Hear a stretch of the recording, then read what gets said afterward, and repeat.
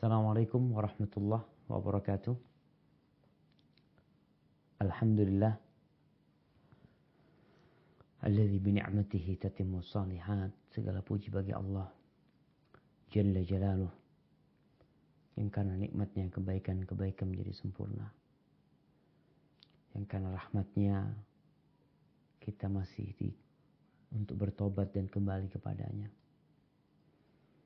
yang karena kebaikan Allah kepada kita, Dia terus membuka bagi kita pintu-pintu kebaikan agar kita kembali kepada Allah Subhanahu wa taala.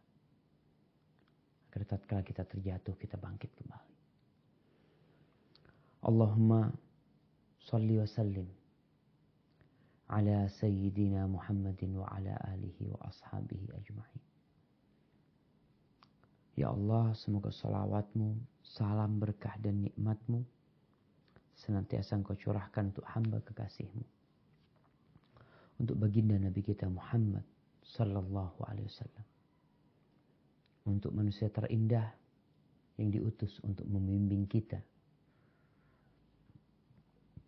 untuk memberikan arahan kepada kita menuju jalan surganya yang beliau telah berjuang, berkorban dengan segala yang beliau miliki untuk menyampaikan agama Allah ini kepada seluruh umat manusia. Maka selayaknya bagi kita yang mengaku sebagai umatnya, pengikutnya, mencintainya, untuk mengkaji tentang petuah-petuah Rasulullah SAW. Kita kembali hari ini mengkaji kitab Riyadhus Shalihin min kalami Sayyidil Mursalin. Tamannya orang-orang yang soleh, yang berisikan ucapan-ucapan penghulunya para utusan Allah. Maka jangan pernah bosan untuk membaca sabda-sabda Rasulullah SAW. Jangan pernah jenuh untuk mendengarkan ucapan-ucapan Rasulullah SAW. Bagaimana Abdullah bin Mubarak ketika ditanya oleh teman-temannya, pulang dari masjid, beliau langsung masuk rumah. Ditanya, kenapa? Engkau apa enggak merasa kesepian di rumahmu sendirian? Kata dia, bagaimana aku kesepian di rumah, sedangkan aku di sana bersama Rasul SAW, bersama para sahabat Nabi. Yakni membaca, mengkaji sabda-sabda, hadis-hadis Rasulullah SAW. Kita telah masuk kepada bab al-hath al-izdiyad minal khair fi awakhiril umur. Bab tentang anjuran untuk memperbanyak amalan-amalan kebajikan di akhir umur kita. Kenapa Al-Imam An-Nawawi menyebutkan bab ini?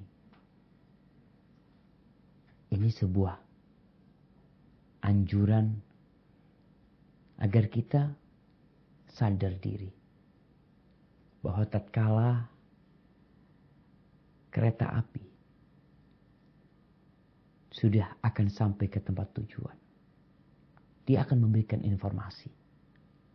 Kalau kayak kami ini di Jember, dia akan mengatakan, ya bagi para penumpang yang tujuan akhirnya stasiun Jember, maka diharapkan untuk bersiap-siap. Jangan ada yang ketinggalan barang-barang Anda, tetap duduk sampai kereta berhenti.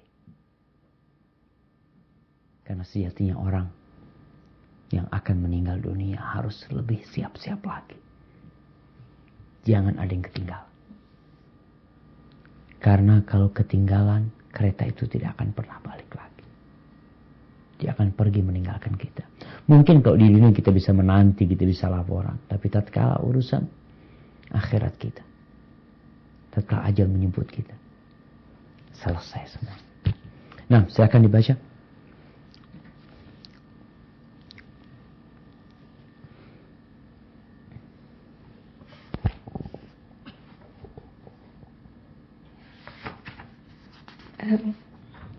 Yang surat Fatir ayat 37 ya Ustaz. Kalau bisa dibaca lengkap. Coba dibaca lengkap di Al-Quran Karim. Ini potongan ayat, coba dibaca lengkapnya.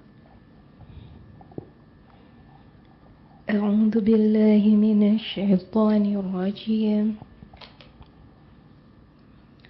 Wa hum yastarikhuna fiha rabbana akhrijna na'mal salihan ghayra alladhi kunna na'mal.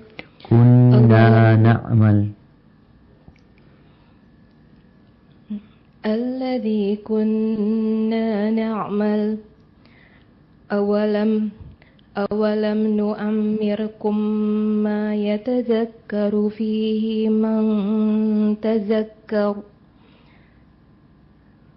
أولم نؤمركم ما يتذكر فيه من تذكر وجاءكم النذير فذوقوا فما للظالمين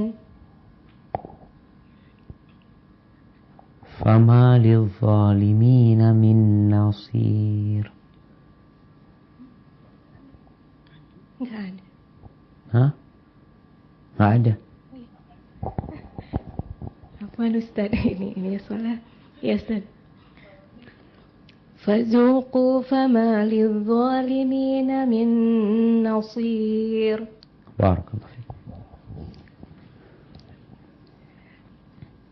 Dan mereka berteriak di dalam neraka itu, "Ya Tuhan kami, keluarkanlah kami, niscaya kami akan mengerjakan amal yang soleh berlainan dengan yang telah kami kerjakan.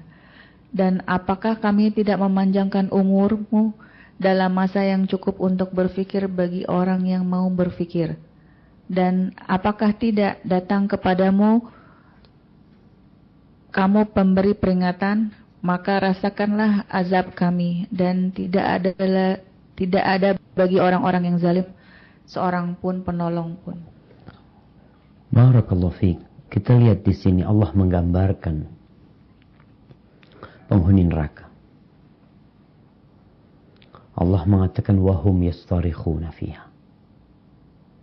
Dan mereka berteriak di dalam api neraka. Apa yang mereka inginkan? Mereka ingin keluar dari neraka. Mereka mengatakan Rabbana akhrijna na'mal salihan ghairal ladzi kunna na'mal. Keluarkan kami ya Allah dari api neraka ini agar kami beramal saleh berlainan dengan apa yang dulu kami amalkan di dunia. Mereka ingin berubah. Mereka menyesal atas hidup yang sia-sia. Atas perbuatan-perbuatan kemaksiatan yang mereka lakukan selama mereka hidup. Mereka menyesal. Tapi bisakah? La. Bahkan ditanyakan kepada mereka. Awalam nu'ammirkum. Bukankah kami telah memberikan waktu kepada kalian? Waktu untuk berpikir. Dikasih kesempatan untuk merenungkan kehidupan ini. Dikasih umur yang cukup. Tapi kebanyakan orang tidak menggunakan waktunya untuk merenung, untuk berpikir tentang kehidupan ini. Ada yang sampai tua renta masih jauh dari Allah. Ada yang sudah tua renta masih ambisi dunia, lupa dengan akhirat. Ada yang tetap tidak sholat. Ada yang tetap tidak ke masjid. Nggak sadar-sadar. Katakan waja'akumun nadhir, dan telah datang kepada kalian peringatan. Datang peringatan itu kepada kalian. Datang Rasul sallallahu alaihi wasallam yang membacakan Al-Qur'an kepada kita. Cukup Al-Qur'an sebagai peringatan. Tapi tidak guna lagi. Maka dikatakan kepada mereka, fadzuqu, kalian rasakan azab itu. Maka buat orang-orang zalim enggak ada penolong buat mereka. Maka ayat ini teguran buat kita bersama. Ketika Allah menggambarkan kondisi yang di sana, agar kita siap-siap di sini. Al-yawm amalun bila hisab. Sekarang kita beramal nggak dihisab. Ya, kalaupun ada balasan, ini tidak seberapa balasannya. Bahkan kita bisa melihat orang-orang yang tidak taat kepada Allah, hidupnya lebih nyaman di dunia ini mungkin. Kita bisa melihat Ekonomi dia, rumah dia, mobil dia, usaha dia sukses.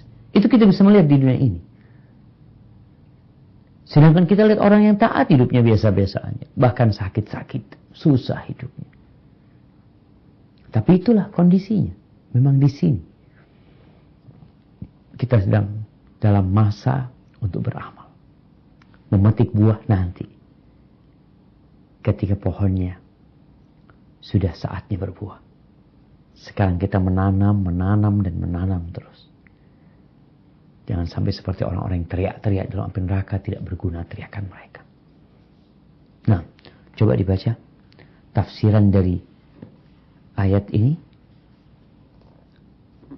Ibnu Abbas berkata,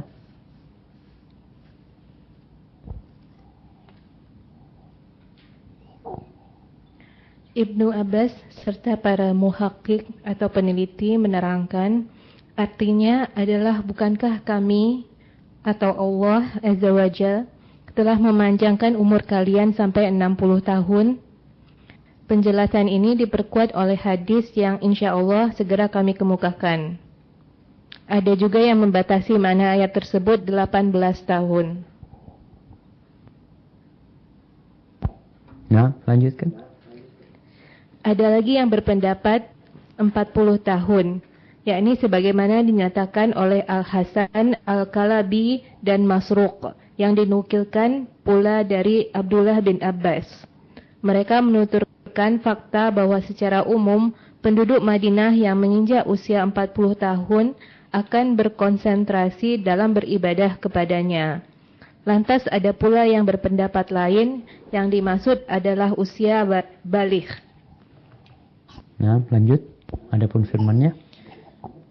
Adapun firman-Nya, waja'akumun nadhir, padahal telah datang kepadamu seorang pemberi peringatan. Ibnu Abbas dan jumhur ulama menjelaskan, yaitu Nabi Shallallahu Alaihi Wasallam.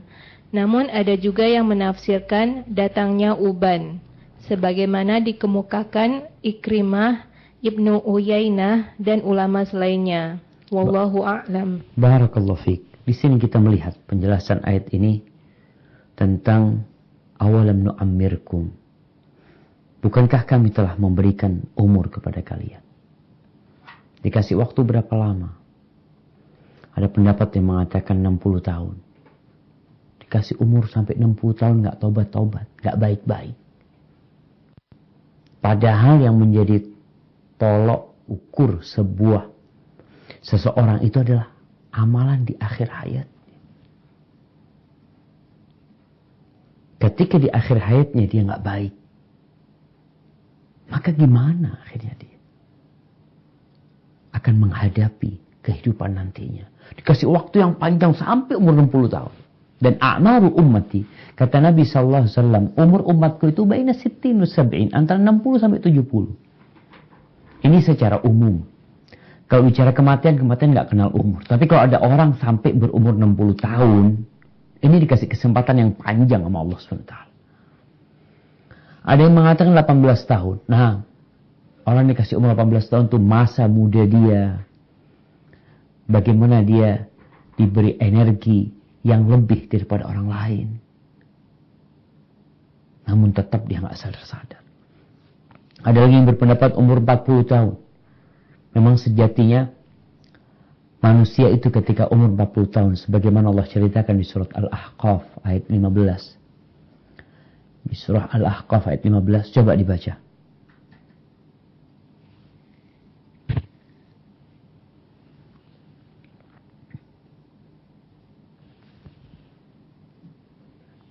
Udah dapat?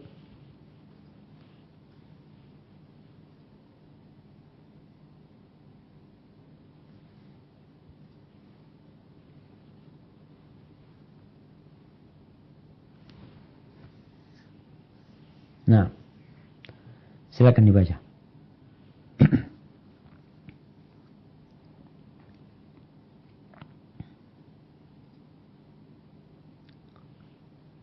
Masya Allah. Tafadhali.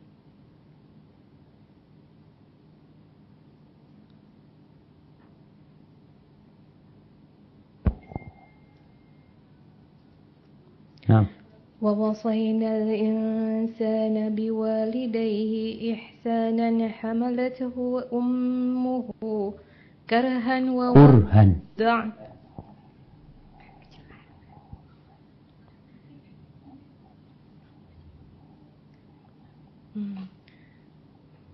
ووضع حملته أمه apa Ustaz?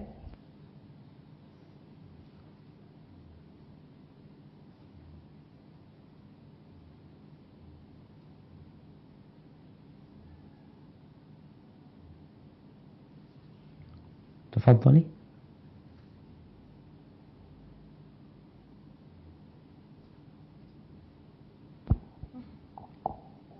عفوا أستاذ. ووصينا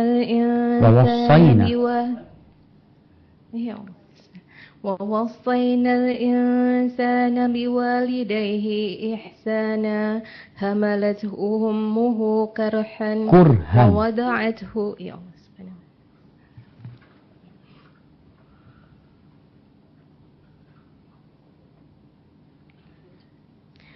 ووصينا الإنسان بوالديه إحسانا حملته أمه كرها ووضعته كرها وحمله وفصاله 30 شهرا حتى إذا بلغ أشده وبلغ 40 سنة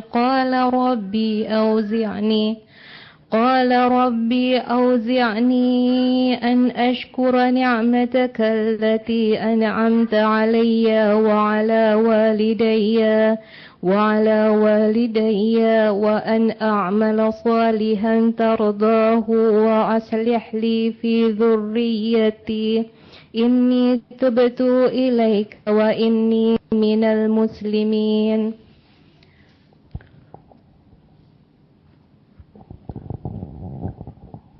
Artinya, kami perintahkan kepada manusia supaya berbuat baik kepada 2 orang ibu bapaknya. Ibunya mengandungnya dengan susah payah dan melahirkannya dengan susah payah pula. Mengandungnya sampai menyapinya adalah 30 bulan. Sehingga apabila dia telah dewasa dan umurnya sampai 40 tahun ia berdoa, ya Tuhanku, tunjukilah aku untuk mensyukuri nikmat Engkau yang telah Engkau berikan kepadaku dan kepada ibu bapakku, dan supaya aku dapat berbuat amal yang saleh yang Engkau ridhoi. Berikanlah kebaikan kepadaku dengan memberikan kebaikan kepada anak cucuku. Sesungguhnya aku bertaubat kepada Engkau, dan sesungguhnya aku termasuk orang-orang yang berserah diri. Barakallahu fiik. Di sini tadi disampaikan bahwasanya sebagian ulama berpendapat umur yang dikasih sama Allah adalah umur 40 tahun. Karena memang orang ketika dikasih umur sampai 40 tahun, dikatakan umur itu adalah umur para nabi diutus. Rasulullah SAW diutus ketika berumur 40 tahun. Masa kesempurnaan akal seseorang, di mana dia telah siap untuk bersemangat, untuk lebih mengamalkan amal kebajikan yang lebih banyak lagi. Disebutkan bagaimana kondisi penduduk Madinah. Penduduk Madinah kalau sampai umur 40 tahun, kebanyakan mereka sudah fokus ibadah. Artinya fokus ibadah bukan berarti dia tidak bekerja untuk dunia. Tapi dia lebih memperbanyak ibadah. Persiapan untuk pulang dia menuju Allah SWT itu diperbanyak sama dia. Kalau sebagian orang siap-siap membangun rumahnya di dunia, umur 40 tahun itu sudah siap-siap membangun rumahnya di akhirat. Kalau sebagian orang sudah ingin punya villa ya, untuk masa tua dia.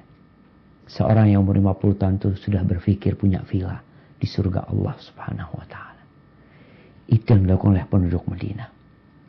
Adapun peringatan yang telah datang, Ibnu Abbas dan jumhur berpendapat Nabi Muhammad SAW. Nah, Nabi datang memberikan peringatan.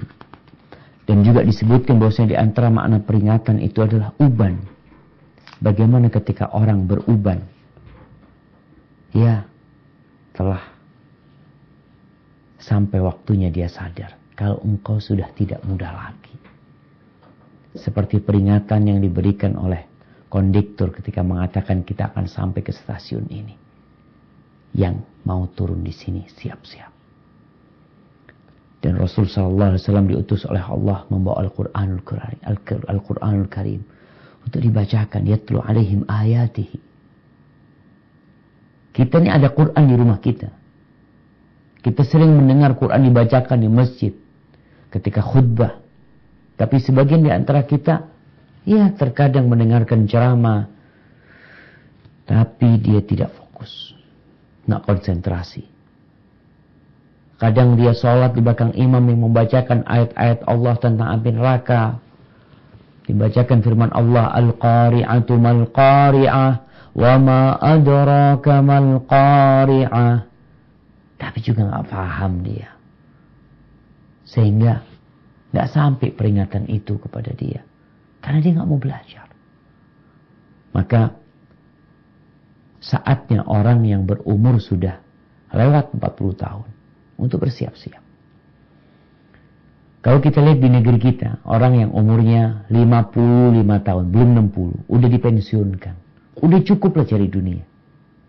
Mereka sudah berpikir orang ini sudah tidak produktif untuk cari dunia. Alhamdulillah, kau harus produktif cari akhirat. Artinya sarana dunia ini sudah cukup besar. Tapi sebagian orang udah pensiun, ternyata ambisi dunianya lebih dahsyat daripada sebelum dia pensiun. Boleh cari dunia tapi buat akhirat. Ingat, yang menjadi tolak ukur seseorang baik atau tidak itu akhir hayat dia. Sehingga Rasulullah SAW bersabda, Innar rajula la ya'malu bi'amali ahli jannah. Sesungguhnya ada seorang yang beramal dengan amalan penghuni surga.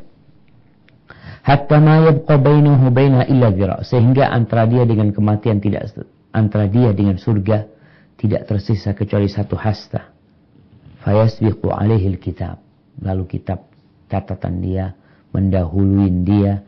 Dan dia beramal dengan amalan penghuni neraka dan dia akan masuk neraka. Padahal tinggal dikit masuk surga.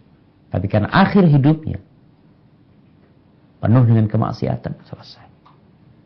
Wa inna ahadakum la ya'malu bi'amali ahli nar. Ada sebagian di antara kalian beramal dengan amalan penghuni neraka. Hatta ma yakuna bainahu wa baina illa dhira'. Sampai jarak menuju neraka hanya satu hasta aja.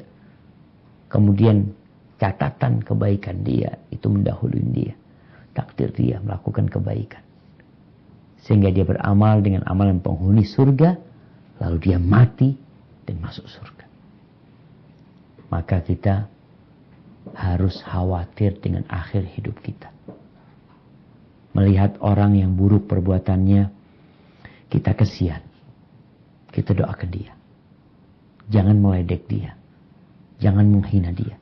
Bisa jadi di akhir hayatnya dia bertobat. Dan kemudian masuk surga.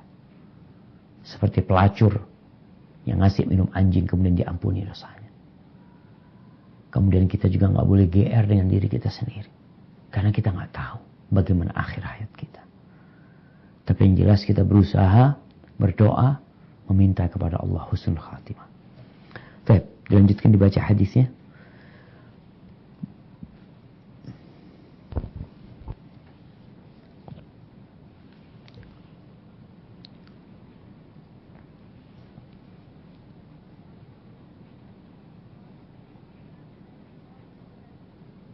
Hadis nomor 112.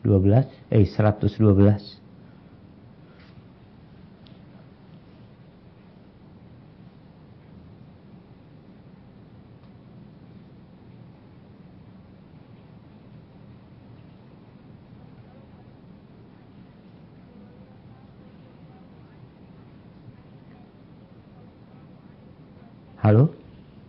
Afan, suaranya tidak terdengar.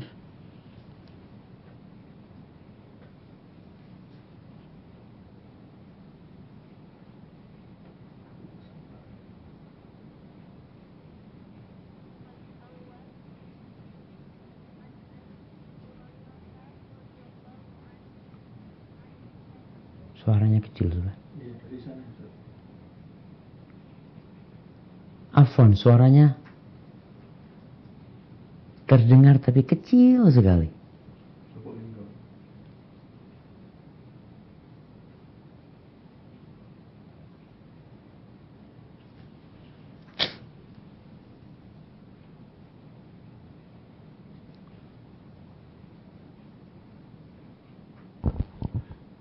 Ustaz saja mungkin Ustaz. Siap. Bisa kita bantu? Nah, silakan.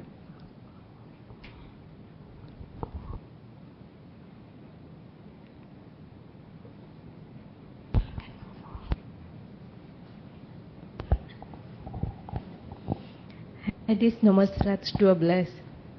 Fal awalu an Abi Hurairah radhiyallahu anhu anin Nabi sallallahu alaihi wasallam qala a'zarallahu ila mri'in akhara ajalahu hatta balagha 60 sanah.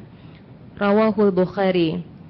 Qala al ulama ma'nahu lam yatruk lahu uzra iz amhalahu hadhihi al muddah. Yuqalu a'zara rajulu iza balagal ghayata fil uzr.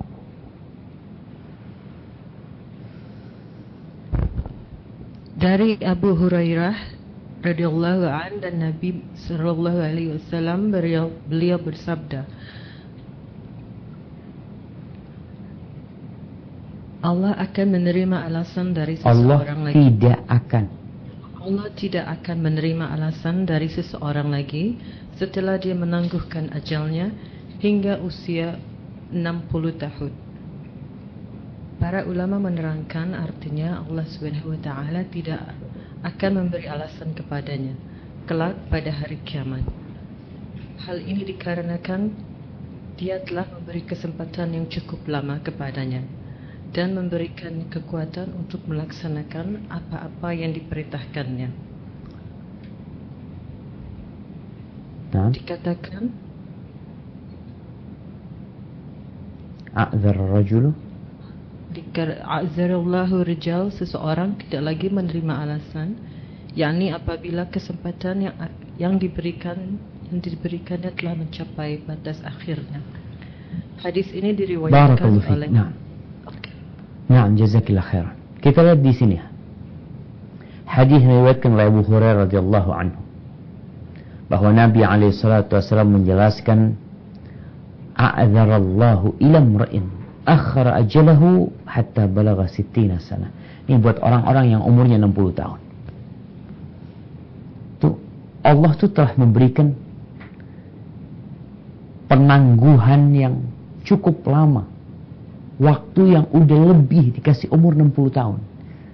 Jadi kalau kita ketemu orang umurnya ditanya, berapa umurnya Pak? 60, 70, Masya Allah, Masya Allah. Kadangkala sebagian orang bergurau dengannya mengatakan, Masya Allah Bapak, umurnya udah lebih banyak dari Nabi Muhammad SAW. Bonusnya udah banyak, yang Rasul SAW umurnya 63 tahun secara hijriah. Jadi dalam hadis ini disebutkan bahwasanya nggak ada alasan lagi buat engkau, karena dikasih waktu yang cukup panjang. Seperti orang yang bekerja dikasih waktu, kerjaan dia ini cukup 2 hari, tapi sama atasannya sudah aku kasih waktu 5 hari. Orang lain ngerjakan 2 hari, aku kasih waktu 5 hari. 5 hari nggak selesai. Subhanallah.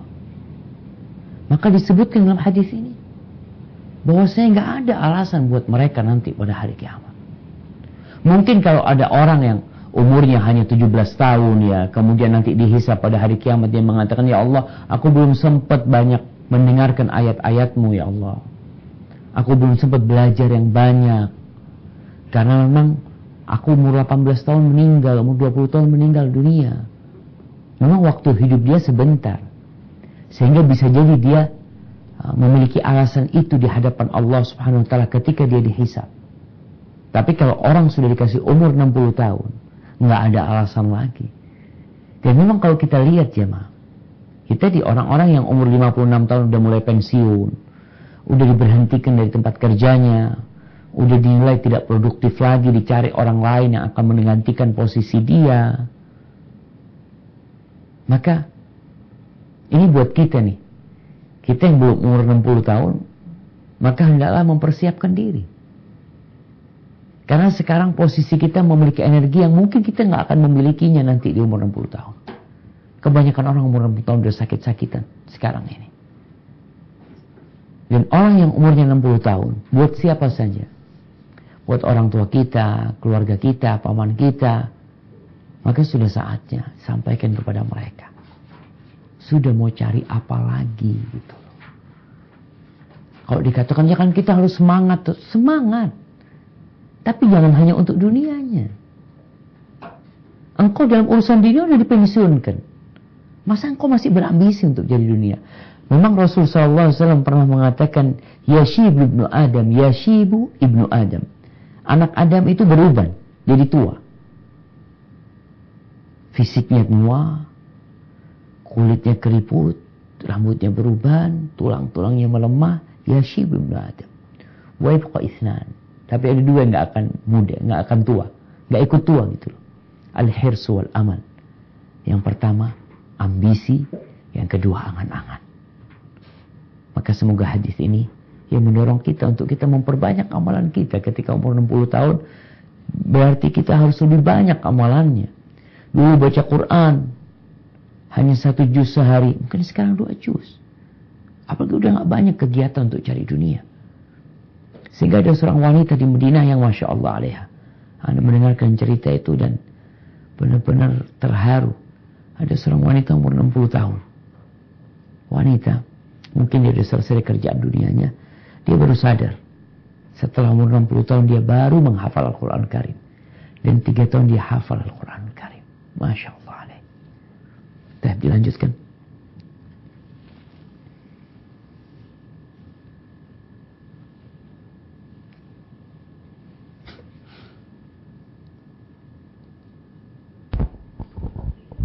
Prabu Muli Ustaz? Kalau Lubuk Linggau Ustaz. Lubuk Linggau. Kalau suara mereka bagus? Naam Ustaz. Kalau tidak bagus, insya Allah Ustaz. Nah, silakan dicoba.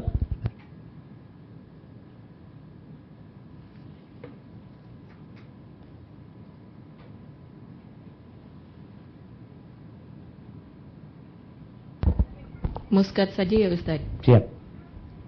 Ya, bismillahirrahmanirrahim.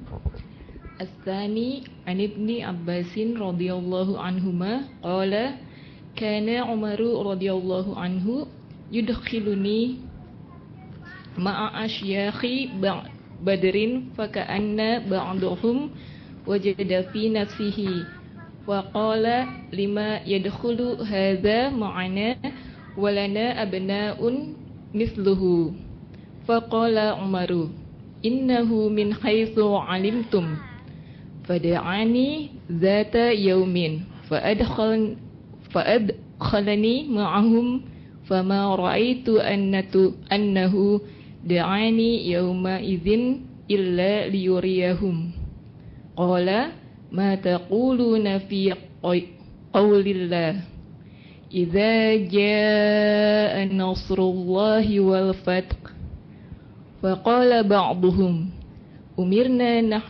نحمد الله ونستغفره إذا نصرنا فتح علينا وسكت بعضهم فلم يقل شيئا فقال لي أكذلك تقول يا ابن عباس فقلت لا قال فما تقول فقال لي أكذلك تقول يا ابن عباس فقلت لا قال فما تقول قلت هو أجل رسول الله صلى الله عليه وسلم أعلمه له قال إذا جاء نصر الله والفتح وذلك علامة أجلك فسبح بحمد ربك واستغفر إنه كان توابا فقال عمر رضي الله عنه ما أعلم منها إلا ما تقول Rawahul Bukhari.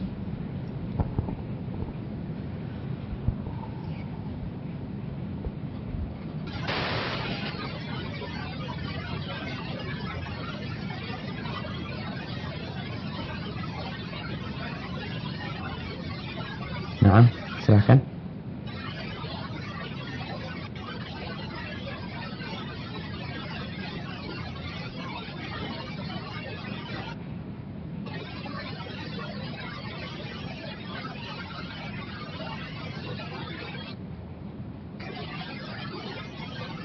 Masya Allah. Hah? Yang baca biar yang dari Maskat. Ya. Iya Ustaz. Silakan.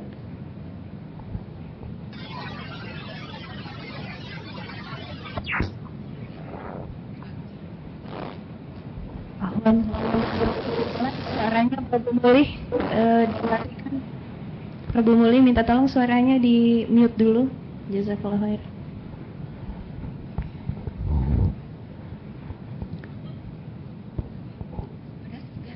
Nah, silakan.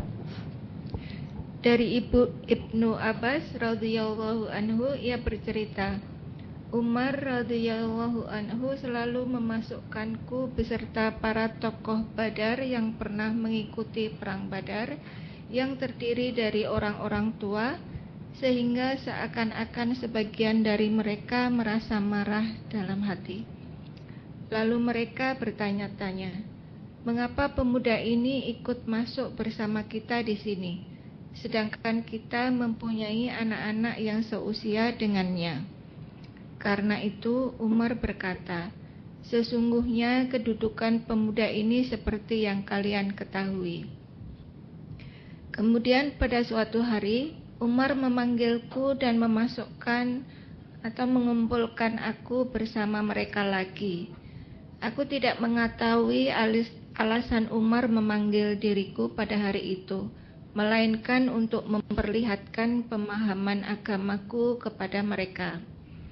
Umar pun bertanya, bagaimana pendapat kalian tentang firman Allah Subhanahu wa ta'ala, apabila telah datang pertolongan Allah dan kemenangan, yaitu Quran Surat An-Nasr ayat 1. Lalu sebagian mereka menjawab, kita diperintahkan untuk memuji Allah dan memohon ampunan kepadanya, karena dialah yang memberikan pertolongan dan kemenangan kepada kita.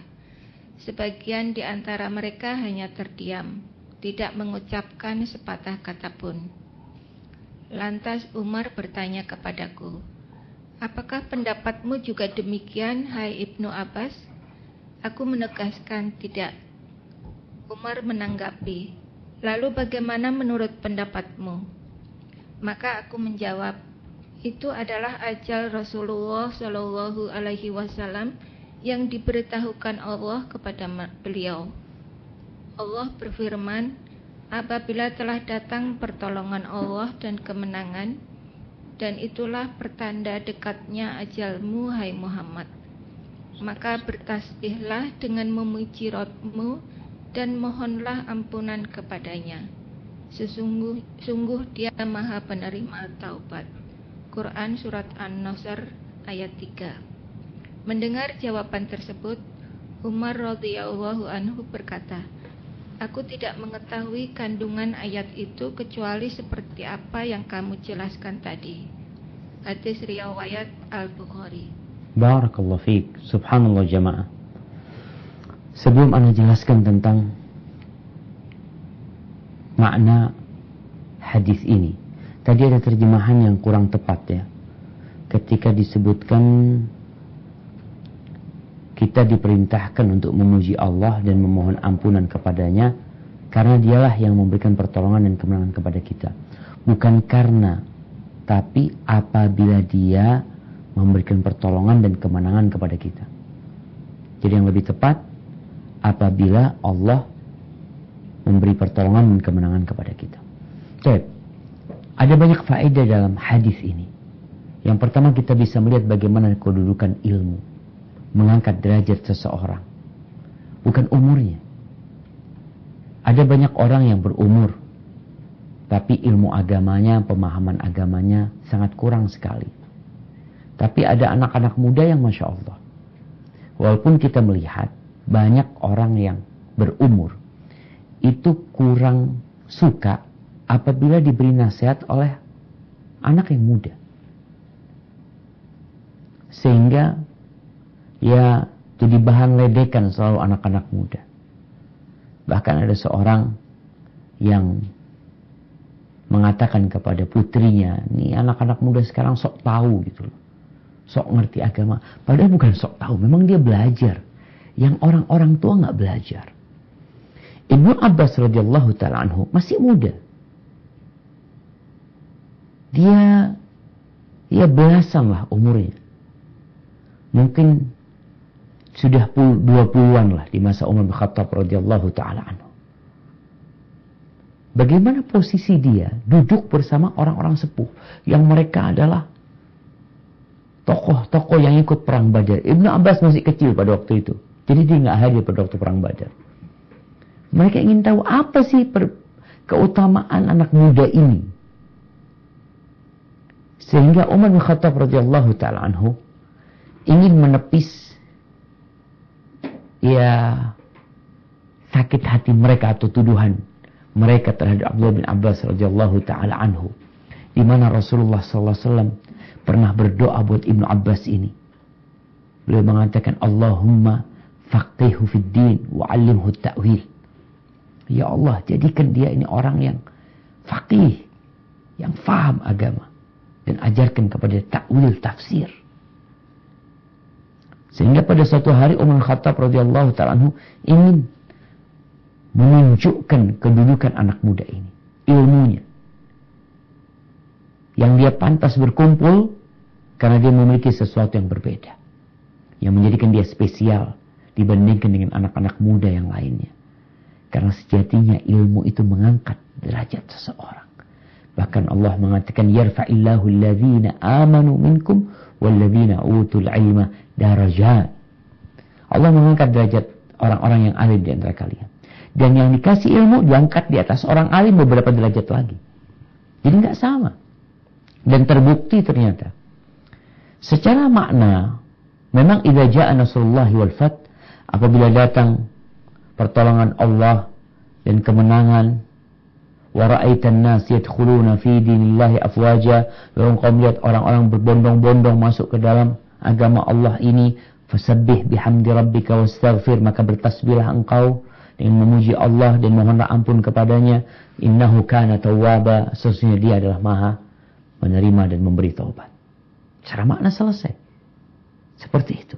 Tapi ternyata ada pesan yang hendak Allah sampaikan dalam ayat ini, berkaitan dengan ajal Nabi Muhammad SAW.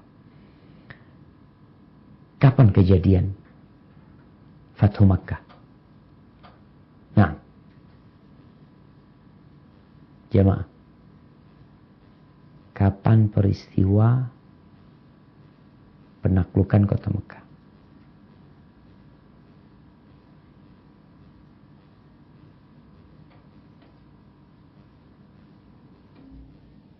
Nah,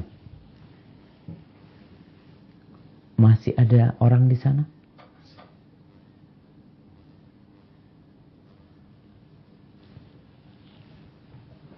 Halo? Kok nggak ada yang jawab?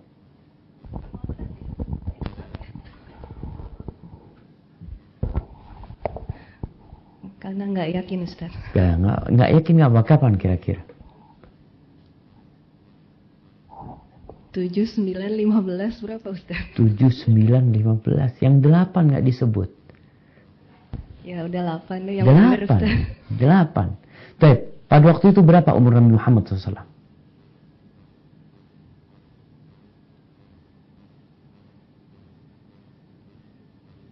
Nah, tahun 8 Hijriah. 60 ya, Ustaz ya? 60 tahun. Nah, subhanallah. 60 tahun. 60 benar. Karena beliau meninggal tahun 11 Hijriah ketika umur 63 tahun. Artinya Allah memberikan kepada Nabi alaihissalam umur sampai 60 tahun. Kemudian Ibnu Abbas menjelaskan bahwa ayat ini turun untuk memberikan tanda kepada Nabi SAW. Kalau ajalmu udah dekat. Terus apa yang harus dilakukan? Nih, perintah untuk menambah ibadah. Allah perintahkan kepada Nabi alaihissalam, fasabbih bihamdi rabbika wastaghfir. Artinya bukan malah kendor ibadahnya. Ketika masa tua itu semakin giat ibadahnya. Fasabbih bihamdi rabbika wastaghfir, disuruh minta ampun nama Allah Subhanahu wa taala. Kencengin lagi istighfarnya. Allah Maha menerima taubat. Jadi ketika orang berumur 60 tahun, ya dikasih waktu yang panjang oleh Allah Subhanahu wa taala, maka dia harus melihat ibadah dia bertambah atau tidak. Karena Nabi diperintahkan oleh Allah Subhanahu wa taala untuk menambah ibadah. Baik, barakallahu fiik. Kita masuk ke hadis 114.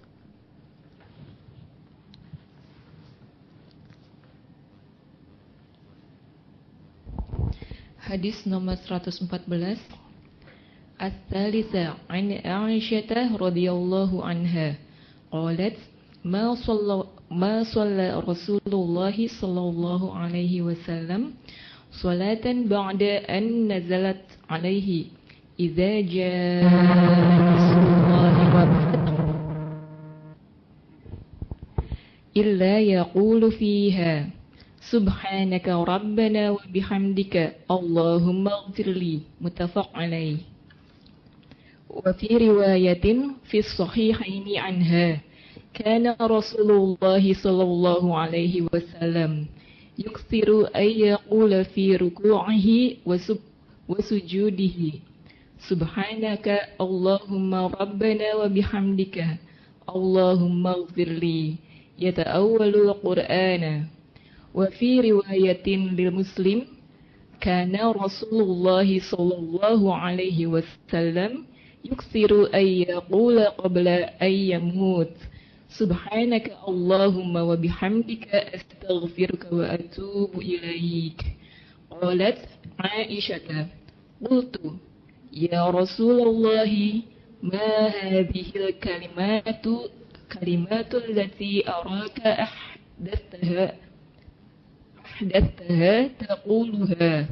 Qala ju'ilat li alamatun fi ummati idza ra'aituha qultuha idza jaa nasrullahi wal fathu ila akhir surah. Wa fi riwayatin lahu kana Rasulullah sallallahu alaihi wasallam yukthir min qawl subhanallahi wa bihamdihi astaghfirullah wa atubu ilaih. Qalat qultu ya Rasulullah araka tukthiru min qawli subhanallahi wa bihamdihi astaghfirullah wa atubu ilaih. Faqala akhbarani rabbi anni sa'ara alamatan fi ummati fa idza ra'aituha akthartu min qawl subhanallahi wa bihamdihi astaghfirullah wa atubu ilaihi. Faqad ra'aituha idza jaa nasrullahi wal fathu Makkah wa ra'aitan nasa yadkhuluna fi dinillahi afwaja fasabbih bihamdi rabbika wastaghfirh innahu kana tawwaba. Barakallahu fiik. Dari Aisyah radhiyallahu an, ia berkata, tidaklah Rasulullah sallallahu alaihi wasallam mengerjakan salat setelah turun ayat ini kepada beliau. Apabila telah datang pertolongan Allah dan kemenangan. Quran surah An-Nasr ayat 1, melainkan di dalamnya beliau selalu mengucap, Maha suci Engkau Rabb kami dan segala puji bagimu ya Allah, berikanlah ampunan kepadaku. Muttafaq alaih. Disebutkan pada salah satu riwayat di dalam kitab Asy-Syahihain, Syahihul Bukhari dan Syahih Muslim, Dari Aisyah juga Rasulullah SAW dalam ruku dan sujud banyak membaca, Maha suci Engkau ya Allah ya Rabb kami, dan dengan memujimu, ya Allah berikanlah ampunan kepadaku, yakin demi melaksanakan perintah Al-Quran. Lafaz ta'wal Quran artinya mengamalkan apa yang diperintahkan Al-Quran, yakni firman-Nya. Maka bertasbihlah dengan memuji Rabbmu dan memohon ampunlah. Sesungguhnya Dia Maha penerima taubah. Quran surah An-Nasr ayat 3. Di dalam riwayat Muslim disebutkan, sebelum meninggal dunia Rasulullah SAW senantiasa memperbanyak bacaan. Maha suci Engkau ya Allah, segala puji bagimu. Aku mohon ampunanmu dan bertaubat kepadamu. Aku, Aisyah pun bertanya, wahai Rasulullah, apakah kalimat yang aku lihat baru saja engkau ucapkan? Beliau menjawab, telah dijadikan tanda untukku kepada umatku. Apabila aku telah melihatnya, maka aku akan selalu mengucapkannya, yaitu telah datang pertolongan Allah dan kemenangan sampai akhir surah. Dalam riwayat Muslim yang lain disebutkan bahwa Rasulullah SAW selalu memperbanyak bacaan, Maha suci Allah dengan segala puji baginya. Aku memohon ampunan kepada Allah serta bertaubah kepadanya. Aku, Aisyah, kemudian bertanya, wahai Rasulullah, aku lihat engkau banyak membaca bacaan Maha suci Allah dengan segala puji baginya. Aku memohon ampunan kepada Allah serta bertaubah kepadanya.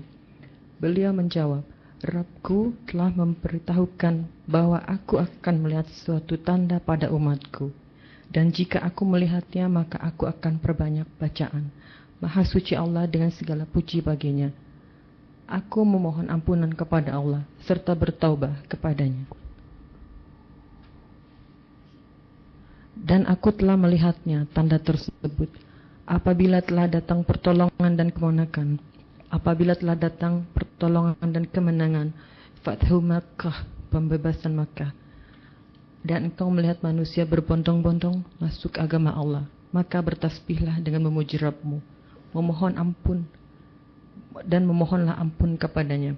Sungguh Dia Maha penerima taubah. Quran surah An-Nasr ayat 1-3. Barakallahu fiik. Subhanallah jemaah. Kita lihat bagaimana ibadah Rasulullah sallallahu alaihi wasallam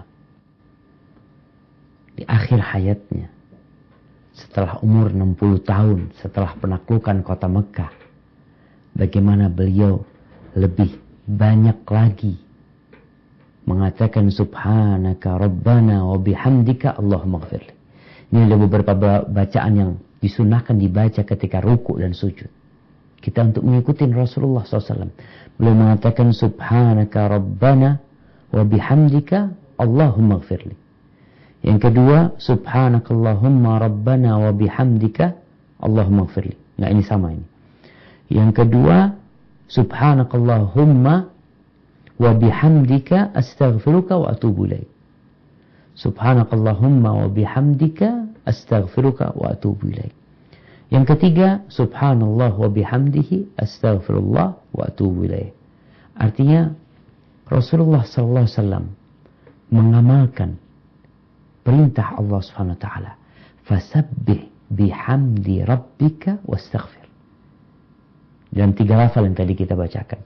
Subhanakallah, subhanaka rabbana wa bihamdika Allahumma ighfirli. Terus subhanakallahumma wa bihamdika astaghfiruka wa atubu ilaik. Yang ketiga, subhanallah wa bihamdi astaghfirullah wa atubu ilaih. Ini sebagai bentuk ya, kita tuh kalau dapat perintah ya dari Allah Subhanahu wa taala, tugas kita mengamalkannya. Rasulullah SAW ketika Aisyah ditanya tentang akhlak Nabi, apa kata Aisyah radhiyallahu taala? Aisyah mengatakan kana khuluquhul Quran. Akhlak Nabi itu Quran. Di mana ada perintah, di situ Nabi mengamalkannya. Di mana ada larangannya, beliau orang yang paling jauh darinya. Di mana situ ada arahan, ada anjuran, beliau berusaha untuk mengamalkannya. Dan Nabi menjelaskan bahwasanya beliau menunggu tanda itu. Ketika ditanya sama Aisyah, kenapa kok baru aja engkau baca seperti itu? Artinya bacaan ini sebelum tahun 8 Hijriah, Nabi tidak membacanya. Mungkin bacaan-bacaan yang lain ini dibaca ketika ruku dan sujud. Subhana rabbiyal azim wa bihamdi, subhana rabbiyal a'la wa bihamdi. Tapi selesai turun surat An-Nasr, maka beliau lebih sering membaca subhanakallahumma wa bihamdika astaghfiruka wa atubu ilaik, dan menjelaskan bahwa itu tanda bahwa ajal beliau sudah datang, sudah dekat. Dan tugas seorang ketika ajalnya telah mendekat adalah semakin taat kepada Allah Jalla Jalaluhu. Perbanyak zikir, perbanyak tasbih.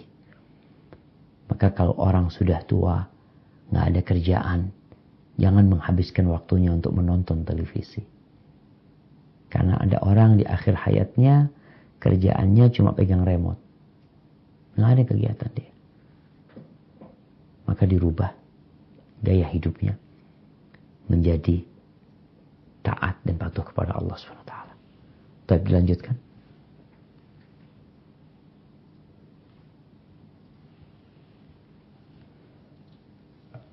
Hadis nomor 115. Nah.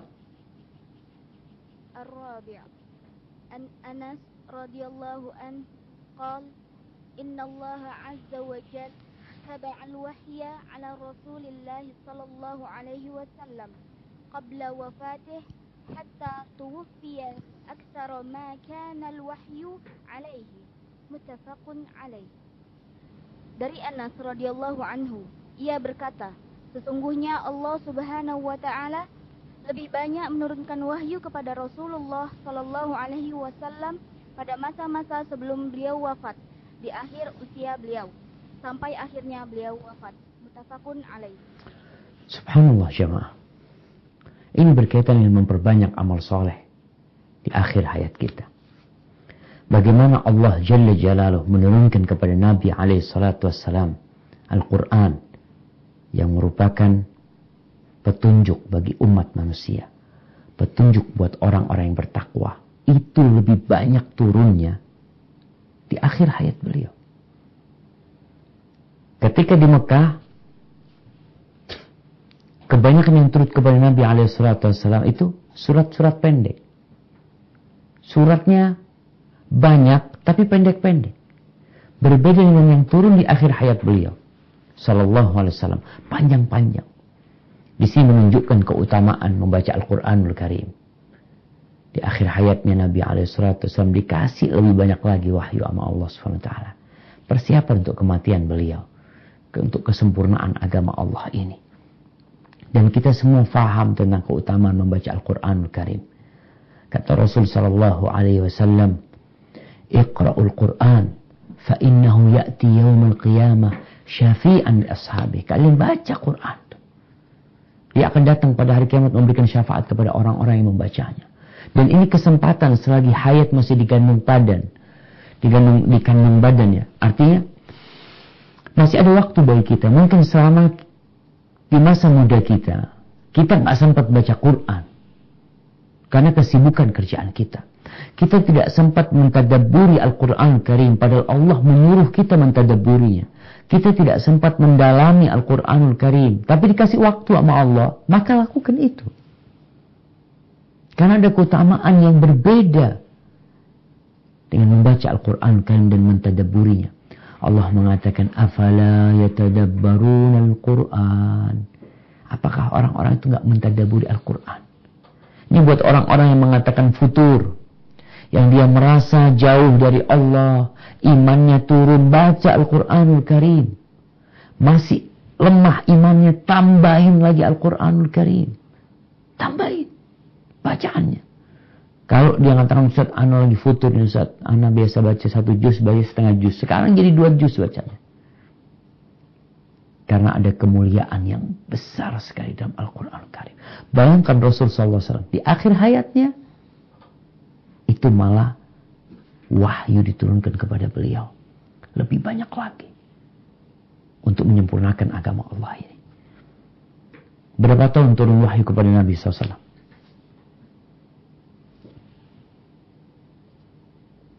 Nah,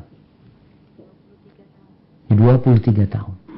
23 tahun. 13 tahun di Mekah, kebanyakan surat-surat pendek. 10 tahun di Madinah, kebanyakan surat-surat panjang. Al-Baqarah, ya, turun di Madinah. Ali Imran di Madinah. An-Nisa di Madinah. Al-Ma'idah di Madinah. Yang merupakan surat-surat yang panjang turunnya kepada Nabi SAW ketika beliau telah sampai ke kota Madinah, khususnya di akhir hayat Nabi SAW. Sehingga Nabi sudah menyampaikan semua yang diperlukan oleh umat ini sampai hari kiamat kelak. Baik, barakallahu fikum. Silakan dibaca. Dilanjutkan. Hadis 116.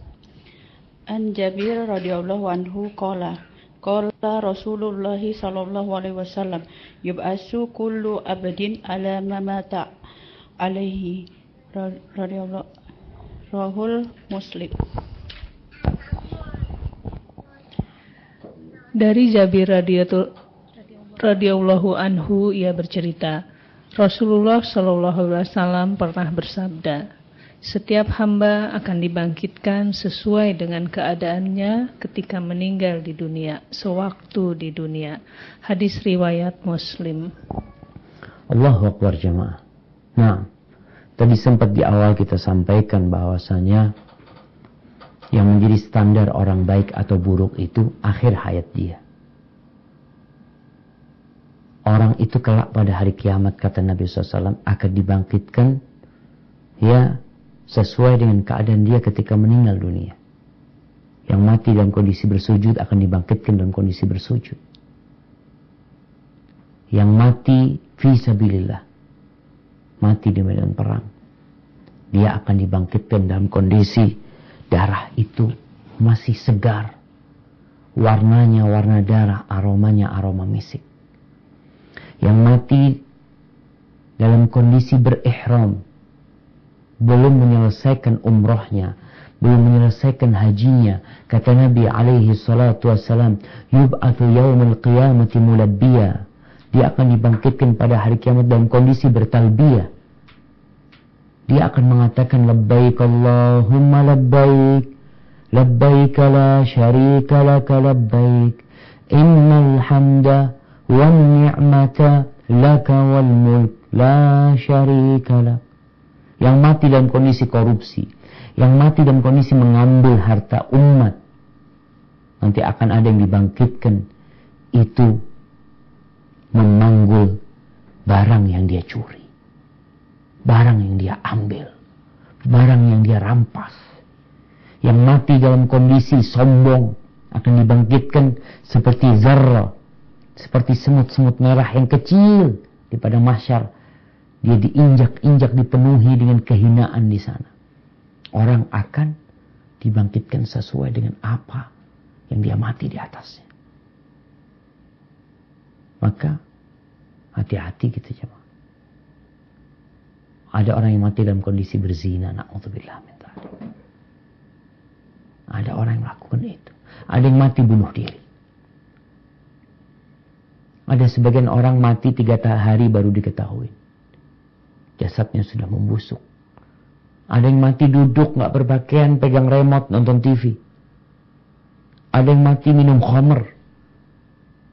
Maka ketahuilah, kematian itu tidak kenal umur. Tapi buat orang-orang yang sudah berumur, seyogyanya dia tahu diri. Dia kayaknya udah deket nih waktunya.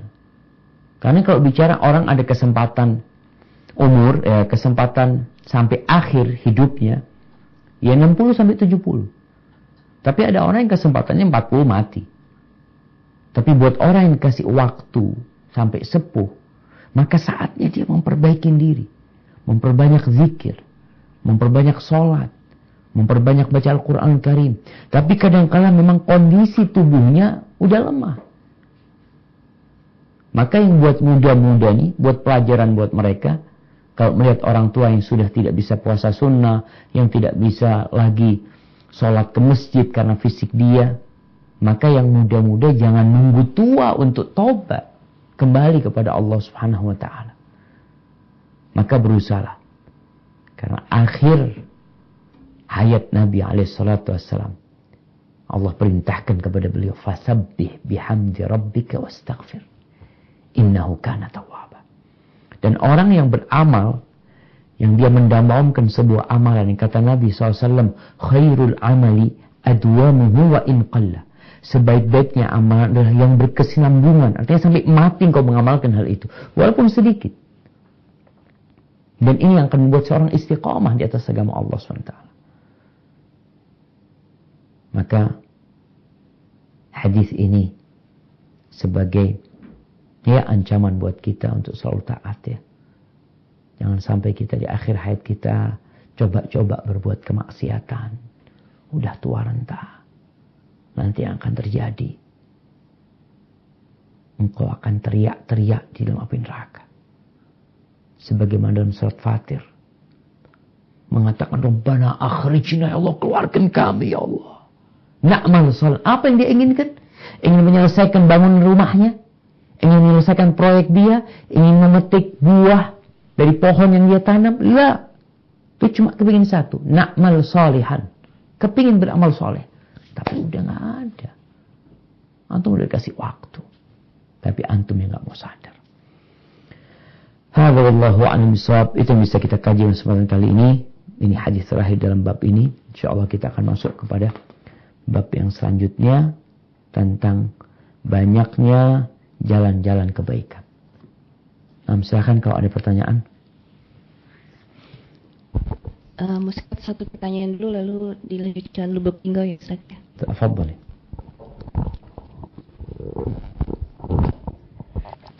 Tentang hadis bahwa silaturahim memanjangkan umur, itu bagaimana Ustaz penjelasannya? Nah, barakallahu fiik. Iya.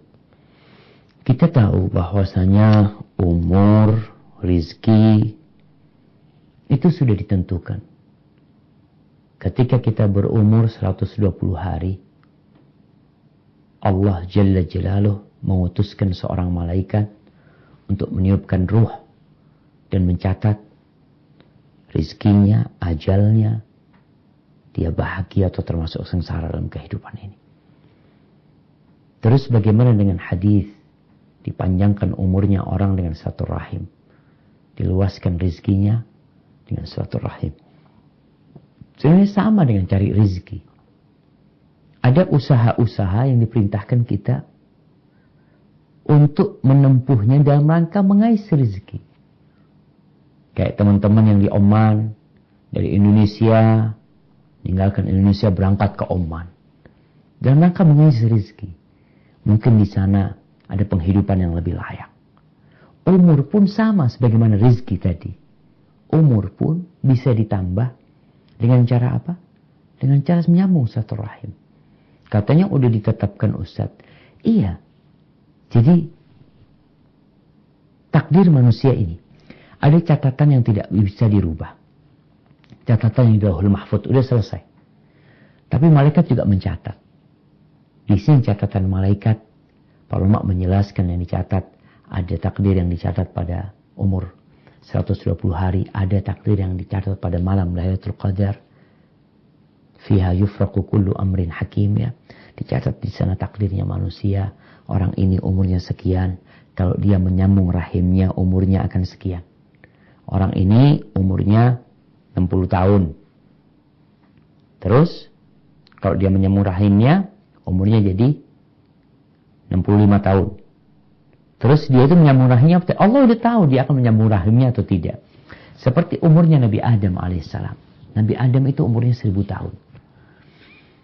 Tapi ketika malaikat pencabut nyawa datang kepada beliau, mereka datang waktu umur Nabi Adam alaihissalam 960 tahun. Didatengin sama malaikat. Nabi Adam mengatakan, loh, kok datang sekarang engkau? Kan masih tersisa 40 tahun umurku. Kata Malaikatul Maut mengatakan, iya, tapi kan engkau sudah kasihkan ke anakmu Daud alaihissalam. Jadi Nabi Daud itu umurnya 60 tahun.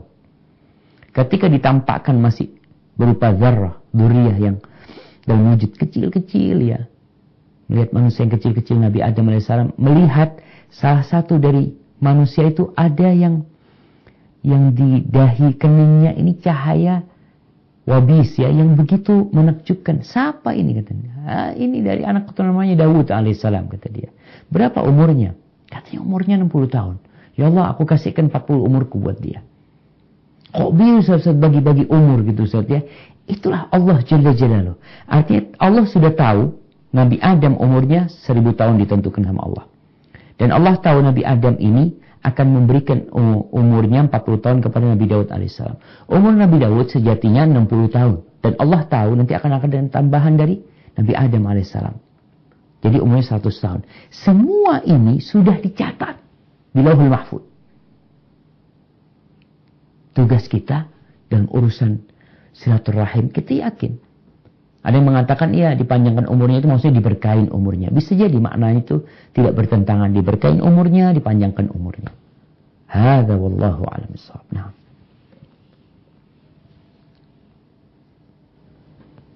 Assalamualaikum warahmatullahi wabarakatuh. Waalaikumsalam warahmatullahi wabarakatuh. Ustaz, hadis yang terakhir kita bahas benar-benar menggugah hati-hati kami. Dan Ana teringat Bapak Ana yang belum mengaji. Bagaimana kita seorang anak menasihati seorang bapak yang beliau itu belum mengenal sunnah. Ibu selalu menyuruh Ana untuk selalu menasihati bapak. Tapi Ana belum mampu untuk mengatakannya. Ana hanya bisa memberikan praktek-praktek yang mungkin bisa beliau terima, atau mungkin bisa beliau contoh. Karena kalau misalnya untuk saya mengucapkan sendiri, Ustaz, Bapak harus begini, Ana belum mampu, Ustaz. Bagaimana solusinya, Ustaz? Jazakumullahu khairan. Barakallahu fiik. Subhanallah jemaah. Tadi kita lihat bagaimana di surah Al-Ahqaf ayat 15 ya. Bagaimana anak yang umur 40 tahun dia berdoa mengatakan Rabbi auzi'ni an ashkura ni'mataka allati an'amta 'alayya wa 'ala walidayya. Dan nikmat yang kau berikan kepada kedua orang tua kami, ayah ibu kami. Maka seorang anak diperintahkan untuk memohon kepada Allah agar dibantu mensyukuri nikmat yang Allah berikan dan yang diberikan kepada kedua orang tuanya. Di antara bentuk syukur anak kepada Allah dan kepada kedua orang tuanya adalah dengan menasihatin orang tuanya, mengajak orang tuanya kepada kebaikan. Kalau dikatakan berat ya untuk menyampaikan hal itu dengan lisan kita, kadangkala memang ya susah ngomong sama bapak atau ibu yang sudah sepuh, yang mereka merasa anaknya tetap nggak ngerti apa-apa, tetap anaknya nggak paham, dibilang sok tahu macam-macam. Dan kadangkala kita kalau bicara sama orang tua jadi emosi nantinya sehingga kita jadi durhaka sama orang tua. Kita lihat bagaimana Nabi Ibrahim alaihissalam dipilih kata-kata yang indah untuk berbicara dengan ayahnya. Tapi itu pun nggak ada hasilnya. Ayahnya marah-marah, bahkan mengusir Nabi Ibrahim dan mengancam dengan ancaman yang begitu dahsyatnya, merajamnya dengan batu. Tapi tugas anak tetap menyampaikan. Kalau lisanmu tidak mampu menyampaikan, engkau alhamdulillah tadi katakan sudah berusaha untuk memberikan contoh-contoh yang indah, praktek-praktek yang baik dengan harapan orang tua sadar dengan mencontohnya. Tapi kita juga perlu menyampaikan dengan lisan kita. Kalau nggak bisa dengan lisan kita, ada pengganti lisan, yaitu tulisan. Anti pilih apa? Kalau anti mungkin mau ajak ayah untuk diskusi tentang sesuatu, tentang perbuatan ayah yang salah, yang nggak benar. Nanti dapat sebuah kitab, ajak ayah untuk diskusi. Ayah, aku dapat kitab nih, ada pembahasan. Kok kayaknya aku jadi aneh dengan pembahasan ini. Padahal pembahasan itu ada nasihat buat ayah kita. Maka harapannya ayah kalau ada waktu tolong ayah dibacakan ayah. Nanti aku takut sesat ayah. Takut aku salah, seperti itu. Kemudian kalau enggak kita tulis. Jangan menulis semua kesalahan ayah. Satu yang hendak kita perbaiki. Satu dulu, yang paling krusial dalam kehidupan seorang muslim. Urusan akidah, urusan keyakinan, umpamanya. Urusan sholatnya, kita tulis dengan tangan kita atau diketik ya. Kemudian minta ayah untuk membacanya. Mudah-mudahan dengan cara seperti itu paling tidak pesan itu tersampaikan. Karena kalau pesan itu nggak sampai, kita yang dosa.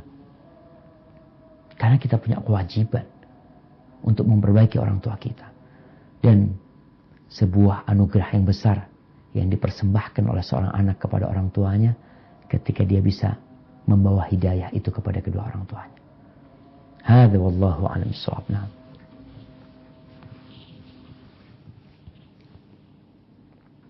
Ya Ustaz, ini ada dua pertanyaan, satu dari Muskat, saya langsung bacakan Ustaz untuk mempersingkat waktu.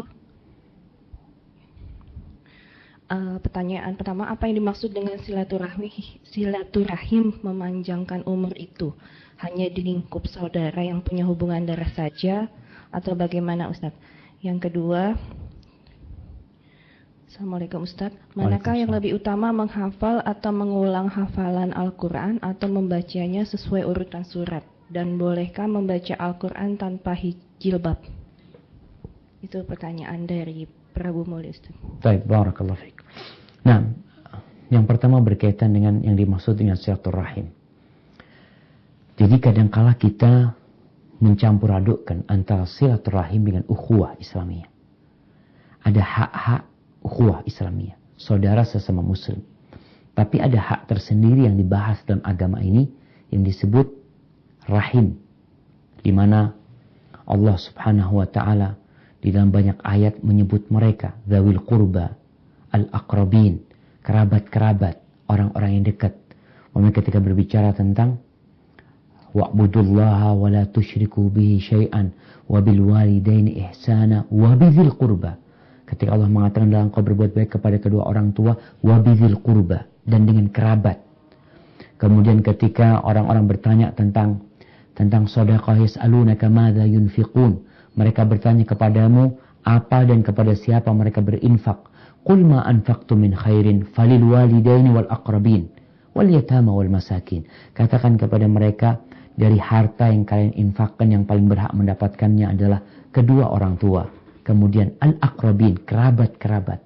Baru setelah itu orang-orang miskin, anak-anak yatim dan yang lain. Jadi yang disebut dengan silaturahim, rahim itu berasal dari kata rahim.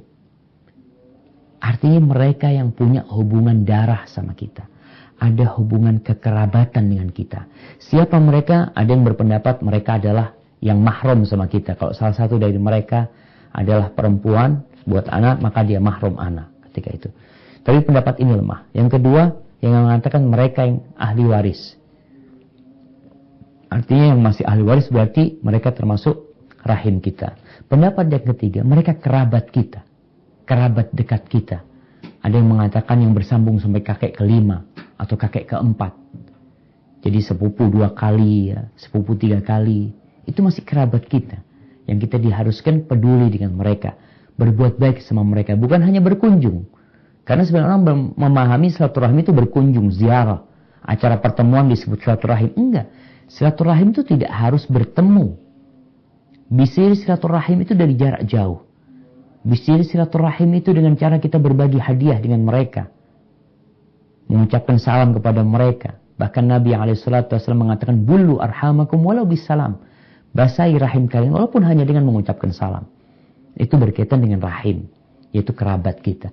Adapun hak ukhuwah Islamiyah lain lagi. Idza laqitahu fasallim alaihi, kalau berjumpa dengan dia ucapkan salam ya.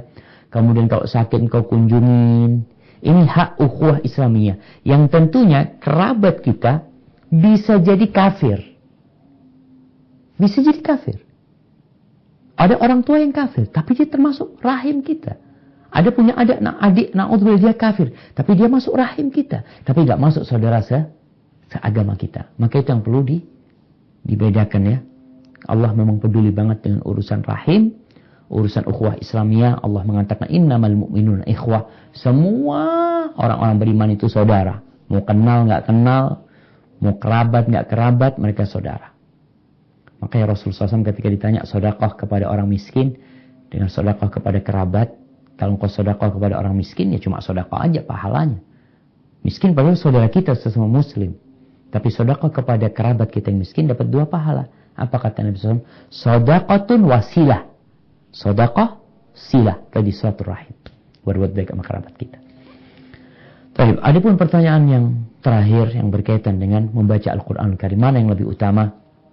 Kita menghafal Al-Quran Karim, kita membaca Al-Quran Karim, atau kita mengulangi hafalan kita, atau menambah hafalan baru. Mana yang lebih utama? Mana yang bisa kita lakukan? Sebaik-baiknya amalan itu yang berkesinambungan walaupun sedikit. Artinya kalau bisa kita menambah hafalan kita sambil menjaga hafalan yang lama, itu lebih baik.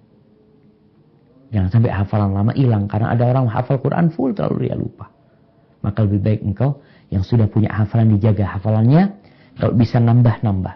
Adapun membaca tetap kita harus punya wirid membaca. Selain hafalan, kita punya wirid bacaan.